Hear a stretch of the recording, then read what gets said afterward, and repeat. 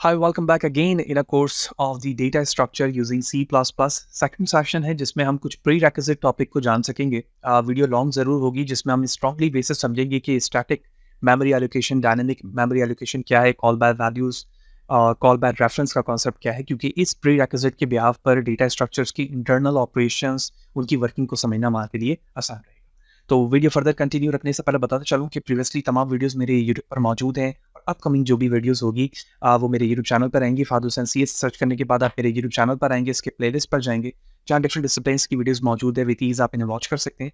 जबकि इन वीडियोस पे इस्तेमाल होने वाले content related material which mean code, presentation, slide, ये मेरे blog father Hussain CS blogspot.com पर मौजूद है। तमाम मटेरियल को फ्रीली डाउनलोड करके यूज़ किया जा सकता है। तो चैनल पर अगर नए हो, चैनल को सब्सक्राइब नहीं किया तो ज़रूर सब्सक्राइब करें ताकि इसी तरह की चीज़ें बर वक्त आसानी के साथ आप सीखते रहें। So the first thing we need to understand the word is static memory allocation. Static memory allocation को समझने के लिए हमें सबसे पहले इनिशियल अपने उन प्रोग्रामिंग अप्रोच को रिकॉल करना होगा जो हमने फर्स्ट प्रोग्रामिंग लैंग्वेज सीखते वक्त किया। फॉर एग्जांपल, जब हम एक वेरिएबल इनिशियलाइज करते हैं तो इसका मतलब ये होता है कि इस वेरिएबल का एक नाम होता है, उसमें कोई वैल्यूज स्टोर की जाती है। फॉर एग्जांपल, उसमें वैल्यू स्टोर की 5 और उसका एक मेमोरी एड्रेस होता है जिस ब्लॉक पर जाकर वो स्टोर हुआ है। फॉर एग्जाम्पल, इस ब्लॉक का एड्रेस 1000 है जो रैम की किसी लोकेशन पे जाकर स्टोर हुआ है। जब भी इस सिनेरियो पे काम करते हैं प्रोग्रामिंग लैंग्वेज में, अगर हम प्रोग्रामिंग सिंटैक्स में बात करें तो integer a equal to something values, right. इसी तरह से मैं डिफरेंट वैल्यूज लिखूंगा तो उसका ब्लॉक बनता जाएगा। सेम सिनेरियोज पर हम एरे भी इनिशियलाइज एंड डिफाइन करते हैं। For example, array of size 5। तो इस तरह से जैसे ही आपने एरे को इनिशियलाइज या डिफाइन किया है, इस डेफिनेशन के मुताबिक एक ब्लॉक ऑफ स्टैक आपकी मेमोरी में डिफाइन हो जाएगा और 5 ब्लॉक को वो रिजर्व कर देगा। जैसे ही आप उसमें वैल्यूज डिफाइन करना शुरू करेंगे, उसमें वैल्यूज आना शुरू हो जाएगी। फॉर एग्जांपल, इसी स्टेज पर क्योंकि मैंने 5 ब्लॉक का साइज यहाँ पर दिया है, तो इसी को चेंज करते हुए मैंने इसमें कुछ वैल्यूज लिखी। फॉर एग्जाम्पल, इस वक्त मैंने 3 वैल्यूज लिखी और इन वैल्यूज को स्टोर करके प्रिंट करवा दिया। तो होगा यूं कि इस ब्लॉक के अंदर 1, 2, 3 वैल्यूज स्टोर हो जाएगी, जबकि 4 और 5 का जो ब्लॉक है वो ब्लैंक रहेगा और उसमें नल वैल्यूज या फिर गार्बेज वैल्यूज स्टोर हो जाएगी। इस दोनों सिनेरियोज को अगर आप बगौर देखें तो इस दोनों सिनेरियोज में ये हुआ कि जब भी आपने कोई वेरिएबल इनिशियलाइज किया या एरे इनिशियलाइज किया तो उसका साइज फिक्स रहा। इस फिक्स साइज को स्टैटिक साइज कहा जाता है।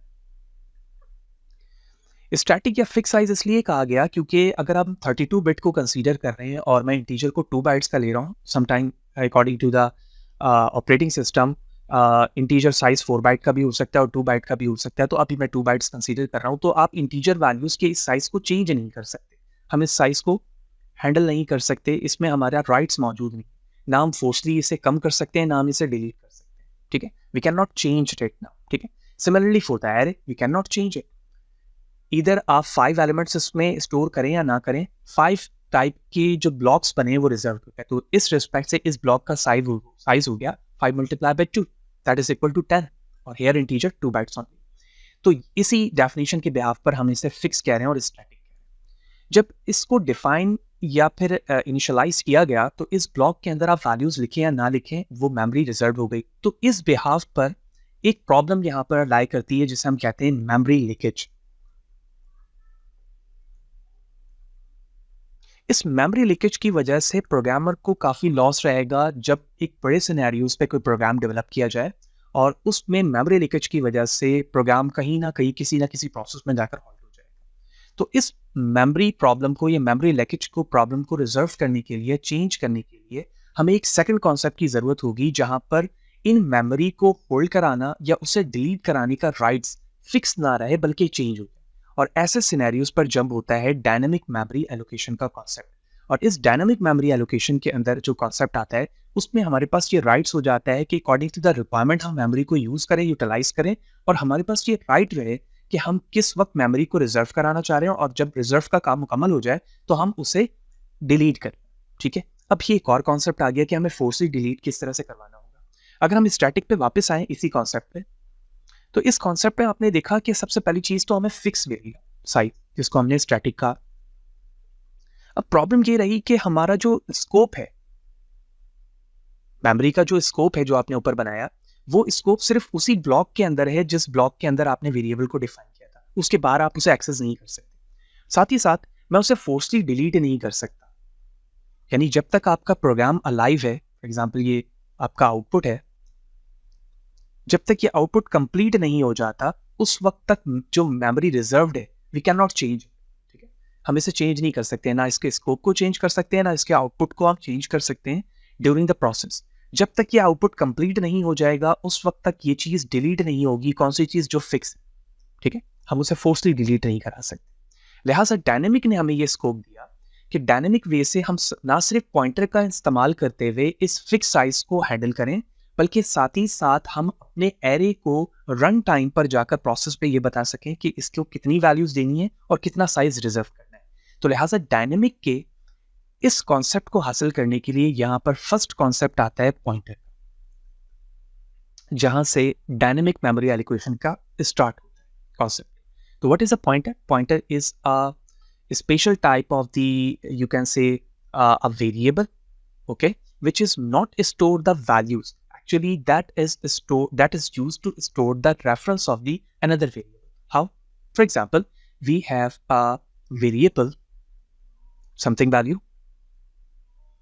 for example a is 10 here, it is a user defined variable, और जिस तरह हमने 5 ब्लॉक किया था ये एक ब्लॉक्स में जाकर वैल्यूज उसकी सेव हो गई। फॉर एग्जाम्पल वो वैल्यू 10 है, वेरिएबल का नाम ए है और ये इसका मेमोरी एड्रेस है 2000।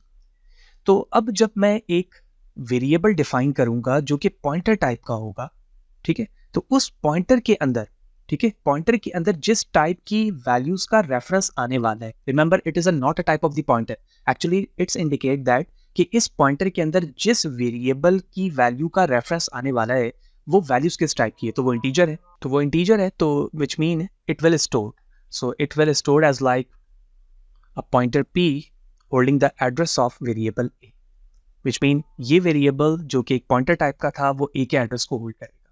तो अब इस वेरिएबल से एक और ब्लॉक बना, इस ब्लॉक के अंदर 2000 स्टोर है, ये खुद एक पॉइंटर है, तो इस पॉइंटर का खुद का भी एड्रेस होगा मेमोरी में, फॉर एग्जाम्पल वो 3000 है। और अगर मुझे इस एक पॉइंटर के रेफरेंस को भी किसी पॉइंटर में स्टोर करवाना हो तो ये बिल्कुल मुमकिन है, तो उसके लिए मुझे डबल पॉइंटर बनाना होगा और उस डबल पॉइंटर के अंदर इसके एड्रेस को स्टोर करना होगा और इसका address for example 4000। So that is overall logic of how we use the pointer and that is a type of the double pointer which is used to store the reference of the another pointer, right? Okay, तो then question arise कि ये pointer dynamic memory allocation के लिए कैसे इस्तेमाल होता है। Okay, अभी हम इसकी प्रॉपर एग्जांपल्स कुछ बिल्ट-इन फंक्शंस के साथ कंपैरिजन वाइज देखेंगे कि सी लैंग्वेज के अंदर डीएमए को यूज़ करने की जो 4 फंक्शंस थे उसका इक्विवेलेंट हमें सी प्लस प्लस क्या प्रोवाइड करता है। लेकिन पहले कुछ थ्योरी एस्पेक्ट जानते हैं। फॉर एग्जांपल अगर हम पहले वाले एग्जांपल को देखें, जब हम एरे एलोकेट कर रहे थे स्टैटिक वाइज, तो हमने 5 एलिमेंट्स के लिए ये रिजर्व किया था। और अगर हम थोड़ी देर के लिए इसे स्टैटिक की बजाय डायनेमिक से कंपेयर करें तो डायनेमिक में होना ये होगा कि हम इसकी हर एक ब्लॉक के मेमोरी एड्रेस को एक्सेस करेंगे। उससे फ़ायदा ये होगा कि इस 5 ब्लॉक के मेमोरी एड्रेस से रेफरेंस क्रिएट होगा और उस रेफरेंस को पॉइंटर पे हम ऐड करके या सेव करवा कर डायनेमिकली उस रेफरेंस पे जाकर वैल्यूज़ को हैंडल कर रहे होंगे, इधर वो इंसर्शन के रिस्पेक्ट से हो या फिर डिस्प्ले के रिस्पेक्ट से हो। हाउ? जब आपने एक पॉइंटर बनाया तो उस पॉइंटर को जब आप एरे में सेव करवाओगे तो उस एरे के पहले इंडेक्स का जो रेफरेंस होगा वो उस पॉइंटर में सेव हो जाए। फॉर एग्जांपल इस एरे का जो पहला रेफरेंस है एलिमेंट का वो है 1000। तो एज वी नो, अगर हम 2 बाइट्स के रिस्पेक्ट से देख रहे हैं, क्योंकि ये कॉन्टिग्यूअस मेमोरी एलोकेशन करता है, एक ही साथ तमाम तरतीब से वैल्यूज़ को स्टोर करता है रैम में एरे के लिए, तो नेक्स्ट एलिमेंट यकीनी तौर पर 1000, 2 होगा, फिर 4 होगा, फिर 6 होगा और 8 होगा। तो अगर पहला एलिमेंट एक पॉइंटर में ptr के नाम से सेव हो जाए तो क्या मैं प्लस आई करके आइट्रेशन के साथ इसके नेक्स्ट एलिमेंट को एक्सेस कर सकता हूँ, फिर प्लस आई नेक्स्ट आइट्रेशन पे 4 वाले को, फिर नेक्स्ट 6 को और फिर नेक्स्ट 8 को कर लूँगा। तो इस तरह से डायनेमिकली पॉइंटर की वैल्यूज़ को मैंने आइट्रेट किया नेक्स्ट पर जंप करने के लिए और उसकी वैल्यूज़ स्टेप बाय स्टेप मैं रीड करता जा रहा हूँ और उसमें जो भी वैल्यूज़ मौजूद है, ठीक है, उसके डिफरेंट तरीके हो सकते हैं जो अभी हम जानेंगे।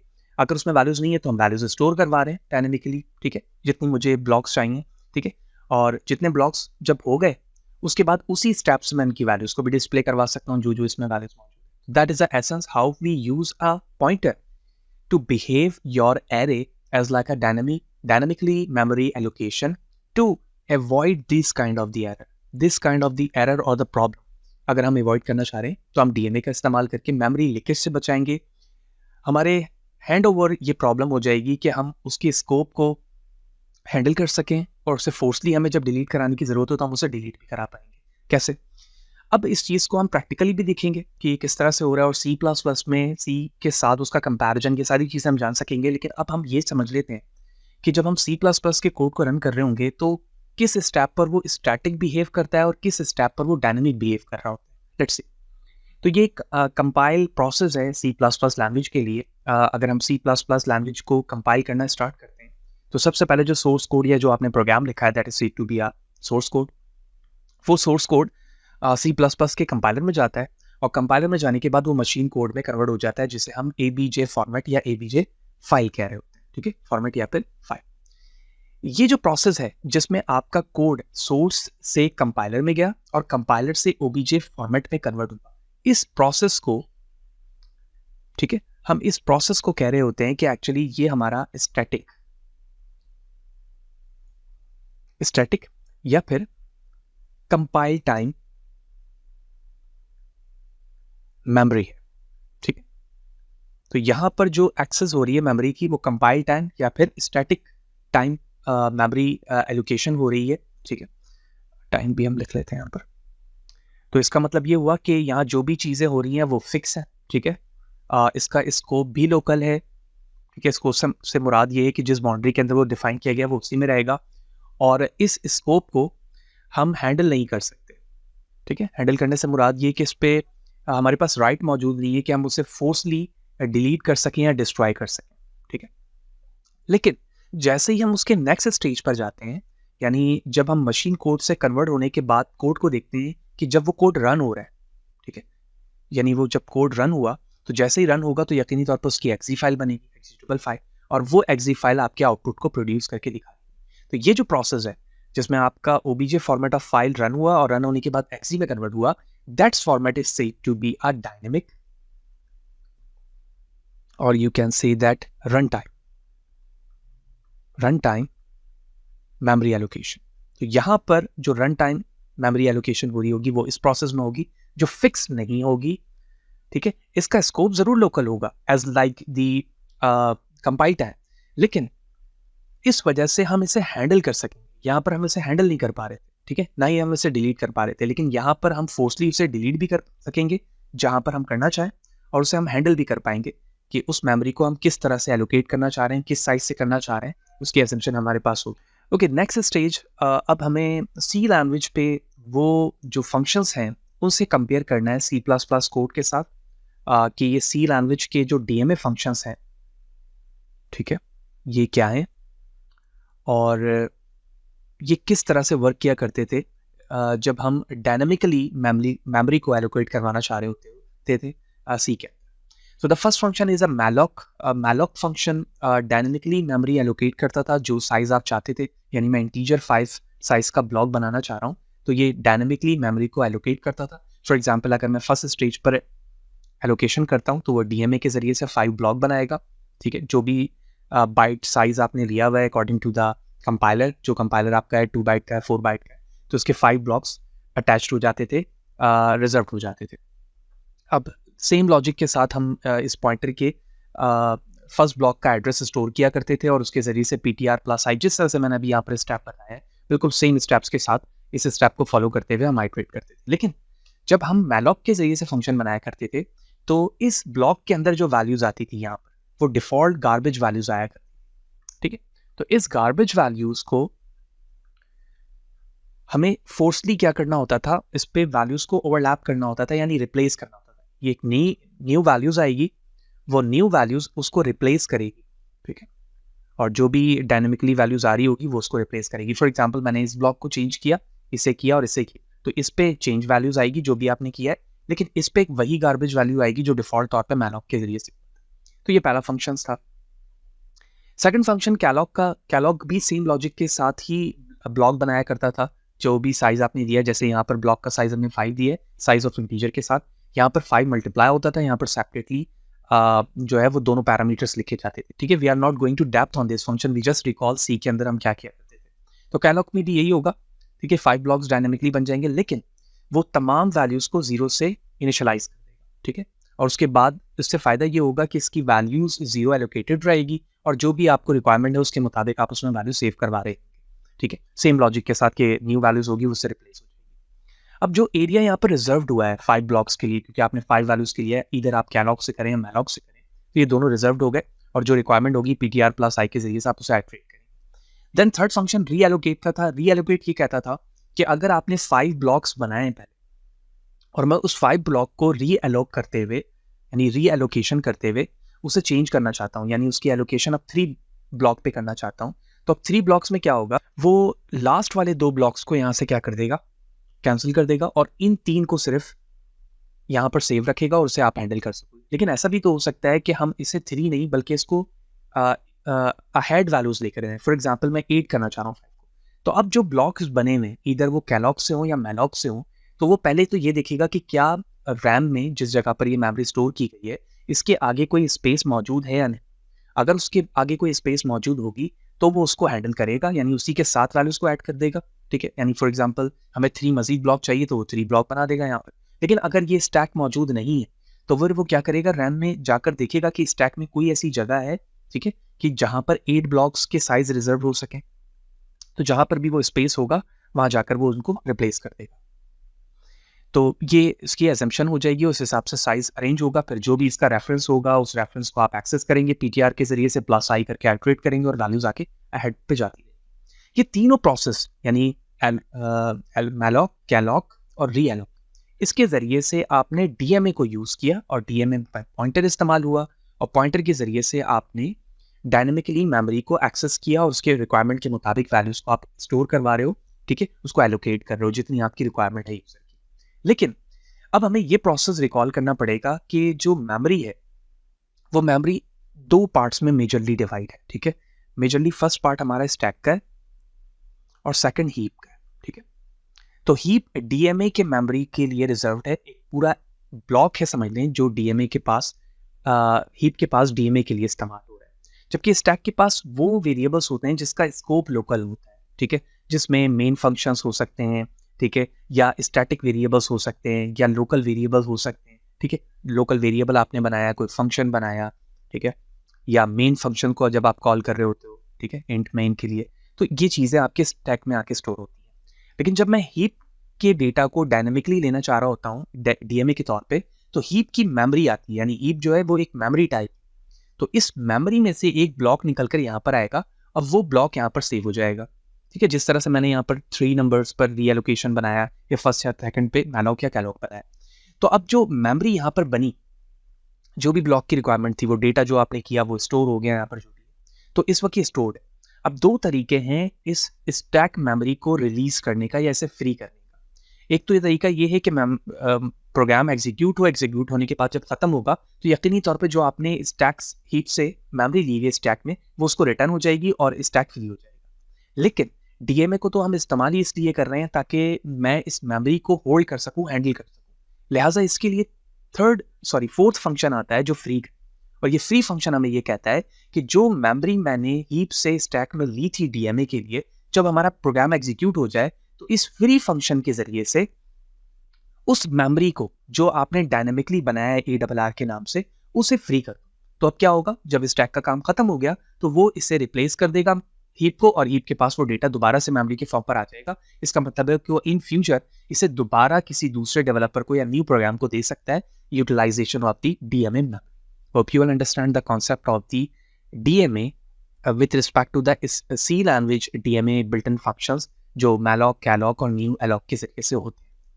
अब यहाँ पर तो हमने C++ के रिस्पेक्ट से सारी चीज़ें देख ली, तो अब यहाँ पर जो मेन फंक्शंस हैं C++ का वो रिकॉल होता है कि हम C++ के लिए DMA को हैंडल करने के लिए कौन से फंक्शन इस्तेमाल करेंगे, ठीक है, और इनके वो इक्विवेलेंट क्या होगा, यानी इन तीनों का इक्विवेलेंट और इस फ्री का इक्विवेलेंट क्या होगा।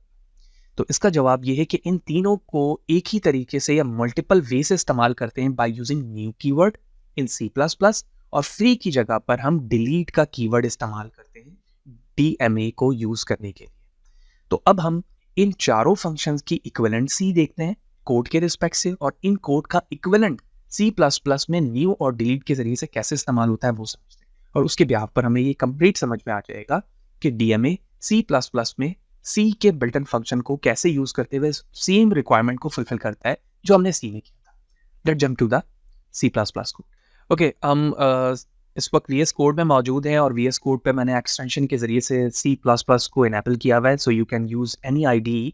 आप ऑनलाइन IDE इस्तेमाल कर सकते हैं, DevC इस्तेमाल कर सकते हैं, विजुअल स्टूडियो इस्तेमाल कर सकते हैं, या VS कोड इस्तेमाल कर सकते हैं, जैसे मैं यहाँ पर कर रहा हूँ। तो हमने लॉजिकली सबसे पहले कुछ इक्विवेलेंसीज यहाँ पर शो की हुई हैं। सबसे पहले मैंने malloc का इक्विवेलेंट यहाँ पर शो किया। malloc को इस्तेमाल करने के लिए मैंने value1 के नाम से एक वेरिएबल डिफाइन किया जो कि एक पॉइंटर है और इंटीजर वैल्यूज के रेफरेंस को होल्ड करेगा, और न्यू कीवर्ड के जरिए से मैंने इंट टाइप का इसे क्या बना दिया है, रिजर्व कर लिया है कि ये डायनेमिक मेमोरी को एलोकेट सेव तो करेगा, लेकिन वो value1 वेरिएबल पर सेव करेगा जो कि रेफरेंस टाइप होगा। तो ये malloc का इक्विवेलेंट है, और इस वक्त value1 के अंदर जो वैल्यू स्टोर होगी वो एक गार्बेज वैल्यू, क्योंकि ये malloc का इक्विवेलेंट है।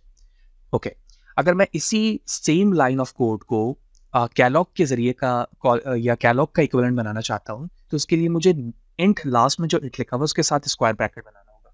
तो अब क्या होगा कि जो value2 की वैल्यू है वो 0 डिफॉल्ट वैल्यूज को स्टोर कर लेगी। ठीक है, थर्ड ब्लॉक के अंदर मैंने सेम लॉजिक को इस्तेमाल किया कैलॉग के, लेकिन ऐसा भी तो हो सकता है कि आप डायनामिकली मेमोरी रिजर्व करने के साथ उसमें वैल्यूज भी स्टोर करवा दें, विजुअलाइज कर लेनी चाहिए। तो मैंने वो जो स्क्वायर ब्रैकेट बनाया था, अगर मैं उस पर कोई वैल्यूज नहीं दिख रहा था तो 0 स्टोर हो रहा था, तो मैंने 5 लिख दिया, तो अब value3 के अंदर 5 वैल्यूज स्टोर हो जाएगी। ये दो इक्विवेलेंट हो गए malloc और कैलॉग के, जब मैं न्यू कीवर्ड के जरिए से C++ में काम करता हूँ। नेक्स्ट स्टेज पे मेमोरी एलोकेशन 5 इंट वैल्यूज। ठीक है, जो पहला इनिशियलाइज कर रहा है 0 सिमिलर टू 0, और उसके बाद भी सेकंड में एरे बना रहा हूँ DMA जिसमें जितने वैल्यूज होंगी वो 0 के बराबर सेव करेंगी वैल्यूज को, यानी 10 एलिमेंट्स सारे 0 से सेव हो जाएंगे, जिस तरह से अभी हम कैलॉग में कर रहे थे। तो मैंने ARR के नाम से एक एरे बनाया, और ARR1 के नाम से, जो कि डायनेमिक टाइप है क्योंकि ये पॉइंटर को है, और न्यू कीवर्ड के जरिए से डायनेमिकली मेमोरी एलोकेट हो गई। क्या किस टाइप की हुई? एरे टाइप की हुई, और इस ब्रैकेट की वजह से तमाम वैल्यूज 0 से डिफाइन हो गई, यानी इनिशियलाइज हो गई। ये दोनों सेम तरीके हैं DMA इस्तेमाल करने के न्यू कीवर्ड के जरिए से, जिसमें तमाम वैल्यूज 0 से स्टोर होगी। फिर मैंने तीनों वेरिएबल्स को Cout के जरिए से प्रिंट करवा लिया, बेसिक सिंटैक्स जो C++ का होता है। उसके बाद जो एरेज की वैल्यूज है उससे मैं ट्राइवर्स करते हुए सिर्फ उनकी वैल्यूज प्रिंट करवा रहा हूँ। ठीक है, i की वैल्यू 0 to 9, ठीक है, और ARR यानी जो पहला एरे है उसको मैं ट्राइवर्स कर रहा हूँ। आप चाहे तो ARR1 को भी कर सकते हैं। और that is a very important thing, जब आपने DMA के तहत मेमोरी को रिजर्व कर लिया हीप से स्टैक में लेकर, तो अब क्या करना होगा? अब हम चाहेंगे कि जब हमारी रिक्वायरमेंट पूरी हो गई है तो हम उस मेमोरी को रिलीज करें। ठीक है, रिलीज करने से ये फायदा होगा कि इन फ्यूचर अगर आप नेक्स्ट प्रोसेस को इस्तेमाल करना चाह रहे हैं तो मेमोरी रहेगी और आप उसे भी यूज कर सकेंगे। तो जब आप सिंगल वेरिएबल DMA को डिलीट करेंगे तो डिलीट लिखने के बाद वेरिएबल का नाम लिखेंगे, और अगर आप एरे को डिलीट कर रहे हैं तो आप डिलीट लिखने के बाद लार्ज ब्रैकेट बनाएंगे जो कि एरे का साइन होता है, उसके बाद आप एरे का नाम लिख देंगे, right. And the last thing of this code, यहाँ पर तीसरा जो फंक्शन था फ्री के जरिए के बजाय तो हम डिलीट इस्तेमाल कर रहे हैं, वो था रीअलोक। क्योंकि C++ रीअलोक को डायरेक्टली हैंडल नहीं करता, यही चीज़ यहाँ पे लिखी हुई है कि इन C reallocate is used to resize the previously allocated memory of block, ठीक है, जो ऑलरेडी allocate थे। लेकिन in C++ you can use new large bracket to allocate an array of the element and delete to deallocate to entire array. Resizing is not directly supported by the new and delete keyword. So you need to manually allocate a new array, copy element and then reallocate to the old copy. यानी आपको यहाँ पर reallocate का function नहीं बनता, hi welcome back again in a code का function नहीं बनता, बल्कि आपको मैनुअली अपनी एक न्यू एरे बनाना होगा, उसके कॉपी एलिमेंट को रीएलोकेट करना पड़ेगा उस ओल्ड एरे में जो आपने पहले बनाया है। कैसे?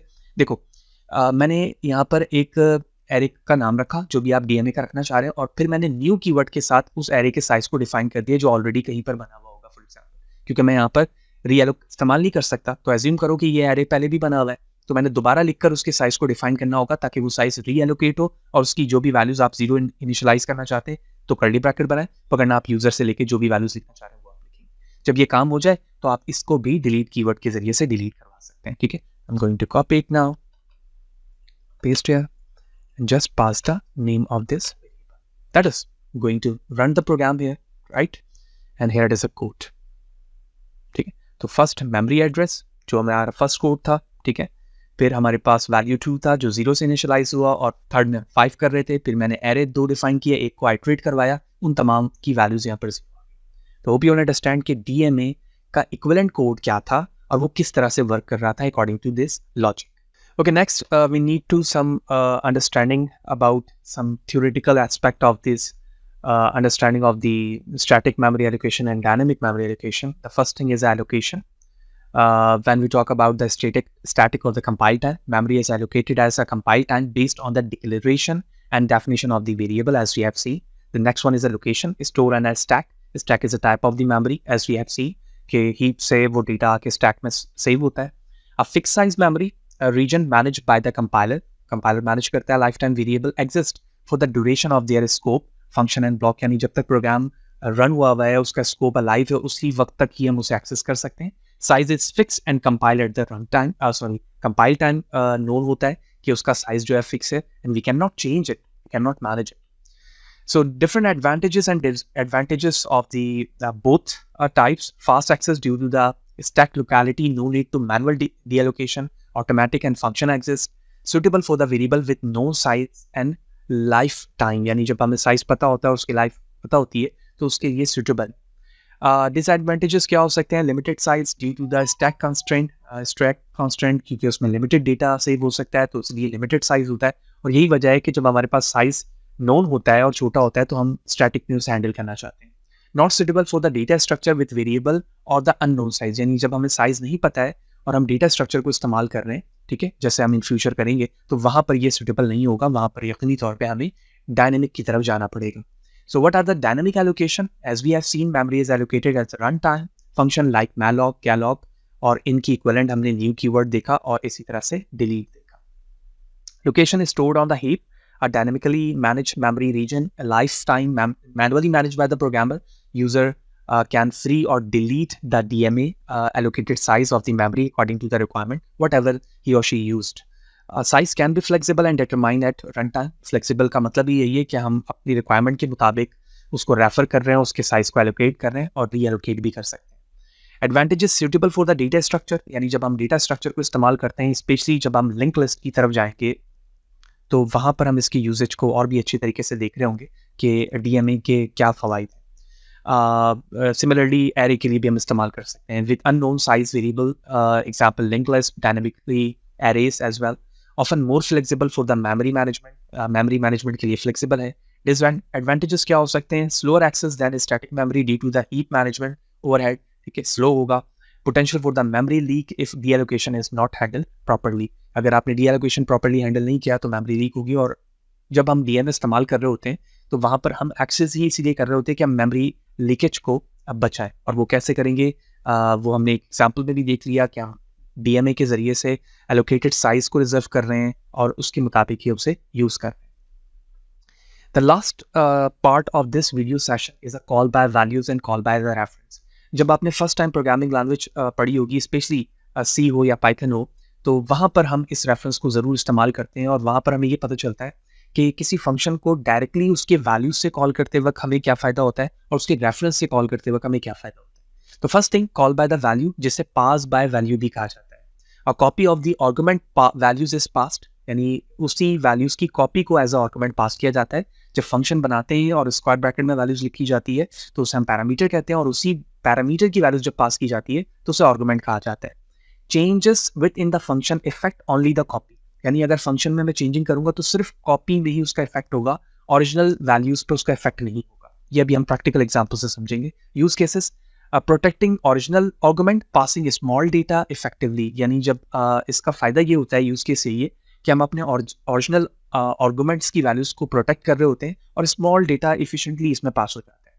जबकि कॉल बाय रेफरेंस, जिसको पास बाय रेफरेंस भी कहा जा रहा होता है, the memory address of the original variable is passed, changes with in the function effect the original variable directly, यानी आपने फंक्शन के अंदर कोई चेंजिंग की तो उसका इफेक्ट वेरिएबल पे भी डायरेक्टली पड़ता है. यूज केसेस क्या हो सकते हैं? Modifying argument with in the function, passing large data effectively, ठीक है, यानी with in the function modification required pass आसानी से होती है और लार्ज डेटा को हम इफिशिएंटली इसमें पास कर सकते हैं. while the term call by the value and call by the value and pass by the value might seem redundant, call by the reference clearly indicates that the value reference ampersand sign जिसके जरिए से हम memory address को access करते हैं when passing that argument, यानी जब मैं कॉल बाय रेफरेंस इस्तेमाल करूंगा तो वहां पर पैरामीटर की वैल्यूज पास करने के लिए एम्परसेंड साइन दूंगा, ठीक है, जो कि आर्गुमेंट के साथ होगा. So while the convey the same concept, their usage can be differ slightly dependent on the context where it's used. तो ये बेसिक अंडरस्टैंडिंग हो गई call by values and reference की. और अगर हम सिर्फ बेसिक फर्क देख लें आर्गुमेंट्स के रिस्पेक्ट से या फीचर के रिस्पेक्ट से तो समझना आसान होगा. तो आर्गुमेंट पास्ट फीचर में क्या है, कॉल बाय वैल्यू के अंदर हम directly copy of the value pass करते हैं, जबकि यहाँ पर ओरिजिनल वैल्यू का मेमोरी एड्रेस पास किया जाता है.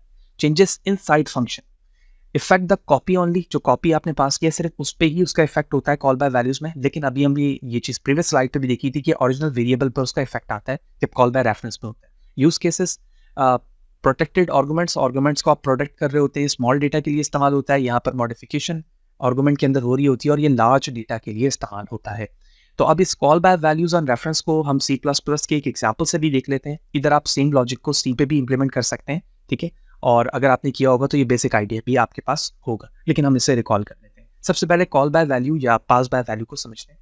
तो हमने C++ कोड में एक फंक्शन बनाया है स्वाइप की लॉजिक का. एज वी नो कि दो वैल्यूज दी, A की वैल्यू फॉर एग्जांपल 5 है, B की वैल्यू 10 है, तो हम B के अंदर A की वैल्यू और A के अंदर B की वैल्यूज को लाना चाह रहे होते हैं. तो स्वाइप का फंक्शन दो पैरामीटर ले रहा है x एंड y, और लाइन नंबर 5 में मैंने एक टेम्प को x के बराबर लिया, फिर x को y के बराबर और y टेम्प, तो ये दो वेरिएबल रिप्लेस हो गए. फिर मेन फंक्शन पे आने के बाद मैंने दो वैल्यूज डिफाइन किए और उन दो वैल्यूज के कॉपीज को यहाँ पर पास कर दिया. वही चीज स्लाइड भी बताई जा रही थी कि copies of A B are passed here.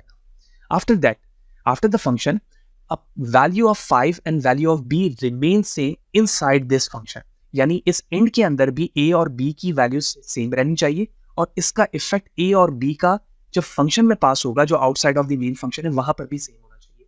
यही डेफिनेशन कॉल बाय वैल्यू की बताती है, ठीक है. Let's see, I am going to run it now and let's see the difference, इसका इफेक्ट क्या पड़ रहा है.